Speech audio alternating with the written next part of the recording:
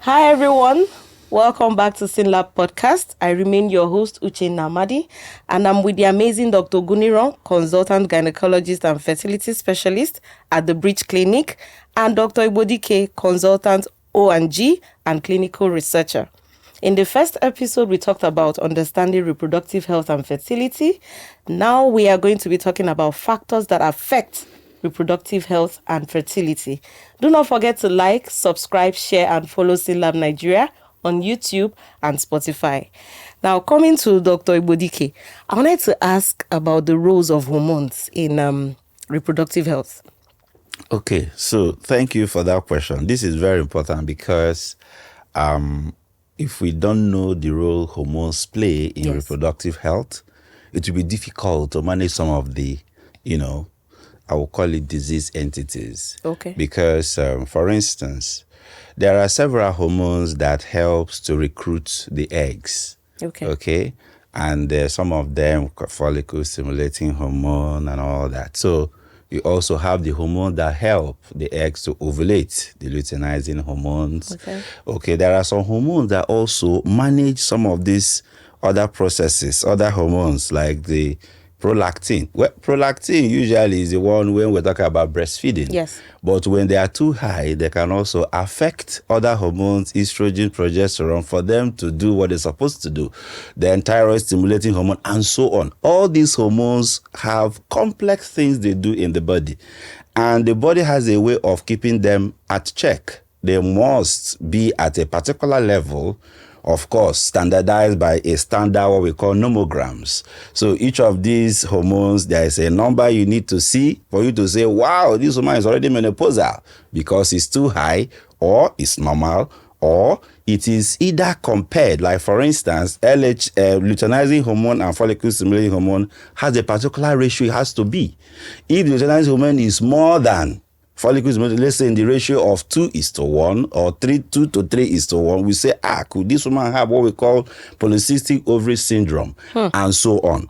So these hormones can actually regulate whether a woman can actually ovulate. Okay. In the male, you remember we are talking about the issue of the male. So we also look at all this, Yes. especially when there are issues with semen, problems. Okay. We want to know what is the follicle stimulating hormone and so on. The urologists will talk more on this, but they also play a role in the males, but most especially in the females. So when we talk about, we say, madam, you need to do a hormonal assay. Okay. We're talking about a gamut of all these hormones and what they do. And we do them at a particular time in the woman's menstrual cycle. We say, madam, we are going to check this between day 2 to 5. We are looking at so hormones, because at this point, we expect them to be at a particular level. Yes. Then sometimes we say, okay, madam, you come again on your day 21 for a regular 28-day cycle. We are looking at progesterone. We want to know, does this progesterone actually satisfy a particular nomogram that shows that she's ovulating, and so on. So these are very important. And of course, remember that ovulatory factor infertility is something that is recognized for the female that can make them not to, reproduce. And once we notice that, of course, we have different treatment modalities, which we are going to talk about as we move on this podcast. Thank you very much. So just to add to that, when you look at this balance in the body system, these hormones, as I mentioned, have to be balanced. All right.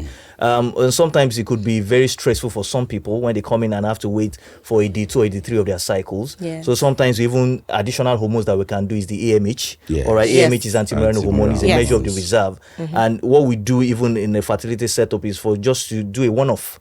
All right. So instead of you coming day 21, coming day something and co, you can do it a one-off, because of course AMH very rarely would vary during the cycle. Yes. But you can do it at a one point. Check the AMH, check the prolactin, and these hormones have to be balanced in the body system. Sometimes we see the men as well that come in with conditions where there's no sperm seen. All right. What we call azoospermia. Yes. All right. For the men, as I said, we're not focusing on just the woman Thank alone. you. So for the men, sometimes we have to also check their hormones. All right. Yes. Because these hormones also tell us to make us know, okay, could it be something of obstructive in a pathway, or is something a defective production, all right, that is affecting the sperm production as well. So hormones have a very huge role to play. I agree. in fertility. And I know you talked about lifestyle factors like diet, stress, and how they impact the reproductive health. But can you help us touch on components of reproductive health? Yeah, so they are the components of reproductive health are diverse, all right. It starts from the point of even family planning, all right, antenatal care, postnatal care as well, all right. The factors of the choice that they want to choose, all right. Contraception as well, family planning, it has a lot to do, all right. Even the aspect of choosing fertility treatments, all right, is also an important aspect. Infertility is a worldwide event that is happening to a lot of people, so it's not restricted just to Africans. We see people from Canada, see people from UK coming from all over the place, all right. So all these have a role to play. Safe sexual practices, all right, is also another aspect, of course, of reproductive health. So very, very important. And we'll continue talking on and on. We'll not finish today, but we've touched on different aspects of the sexual health, fertility, contraception, even post-abortal care as well, all right. Absolutely. So because post-abortal care is also very important. You can choose, all right, because of different conditions where you have to terminate the pregnancy, even for medical reasons, all right. So the post-abortal care is very, very important because a lot of people just going to have unsafe abortion is also a major cause of maternal mortality, all right, worldwide, and also in, of course, sub-Saharan Africa. So all these areas are the suspects of reproductive health that we focus on as gynecologists, and we also encourage as a bigger society that we need to focus on that, just to make sure that we are taking care of the couple.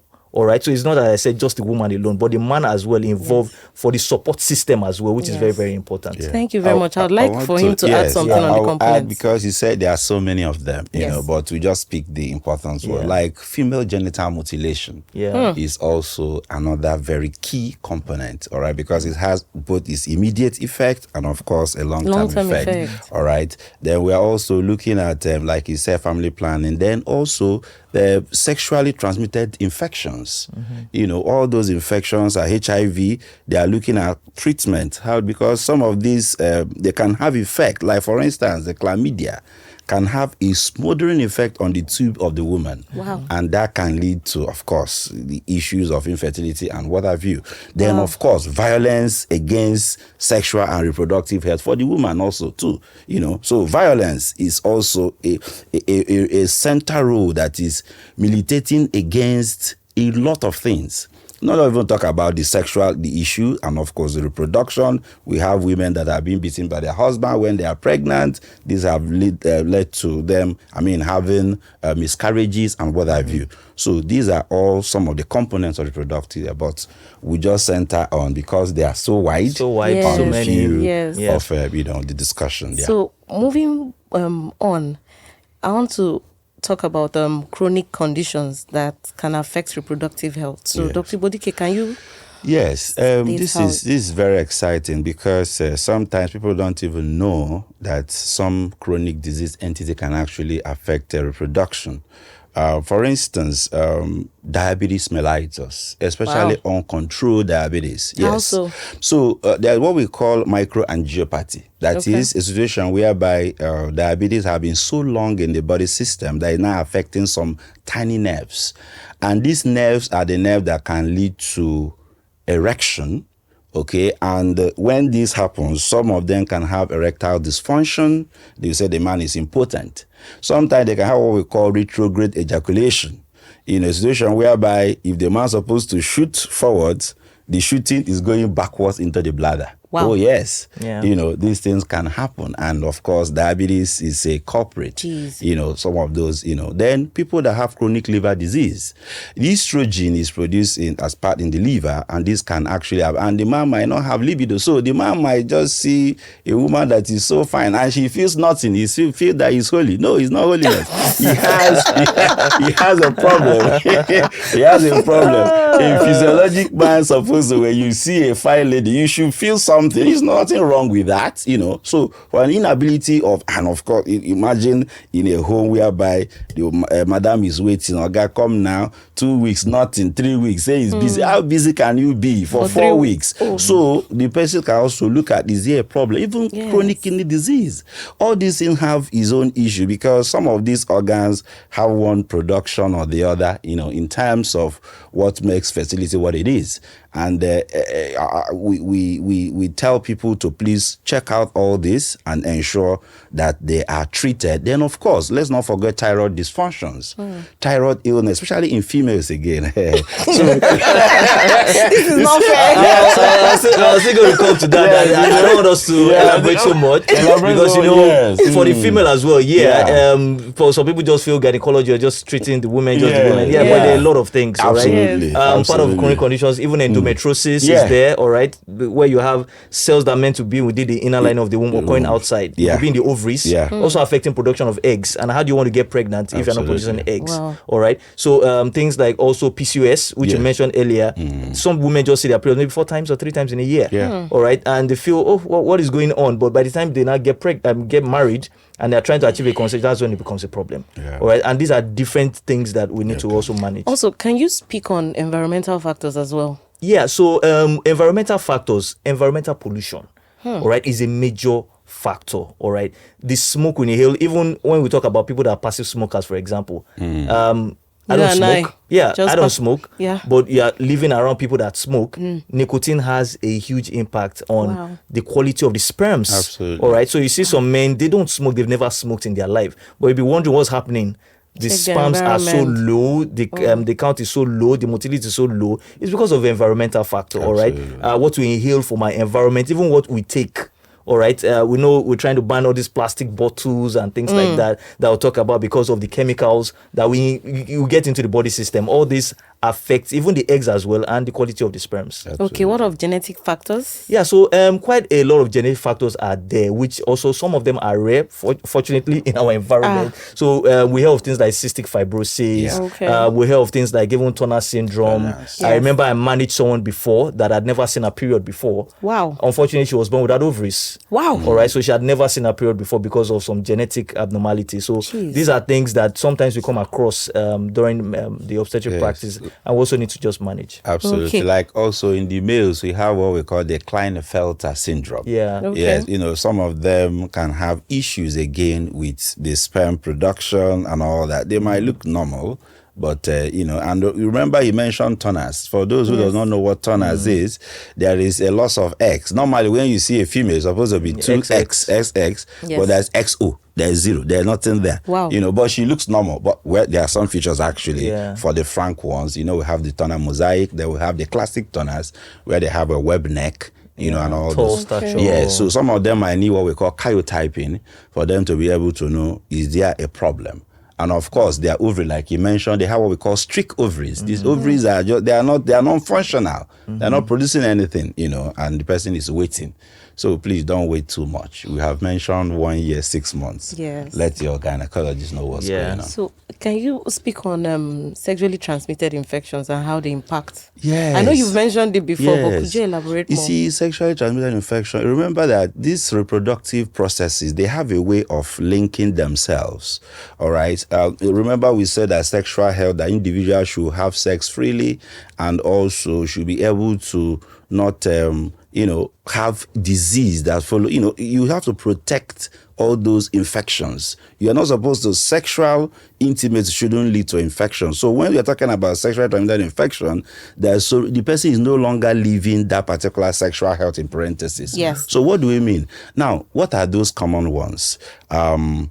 The gonorrhea infections, the chlamydia infections, okay? You have the HIVs and so on. Now, let me talk about the worst of them all, chlamydia.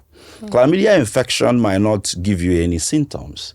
Most women that have chlamydia, they may be asymptomatic, they are normal.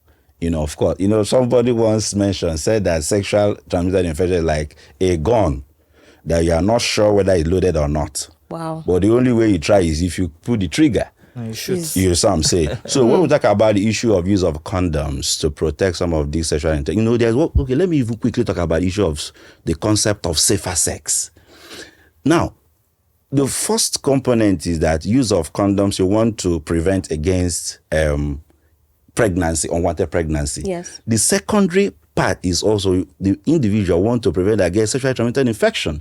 So when you are using this barrier method to prevent against sexually transmitted infection and also conception, that is a safer sex. All right. So STIs, gonorrhea infection, chlamydia infection, these are terrible illnesses, and of course, most of the time, individuals don't even take the real treatment, and when they leave it untreated, it leads to one of the center points, apart from PID and puerperal sepsis, or what we call tubal infertility. Tubal factor infertility, because they can lead to tubal blockage. They can lead to removing of all the cilia. The cilia, inside the tube, there's a wafting mechanism that push the sperm cells, or the one that push the blastocyst, that is the formation of the towards where they. So all those things are not there. The woman can have ectopic pregnancy, and so just because of sexually transmitted infection. Wow. So it's a whole lot, Wow. So thank you very much, doctors. So listeners, this has been very educative, where we have explored a lot of factors affecting reproductive health and fertility. But we are just scratching the surface. Be sure to join us in the next episode as we continue with this conversation. Do not forget to like, subscribe, share, and follow SYNLAB Nigeria on YouTube and Spotify. Stay engaged, and we'll catch you in the next one.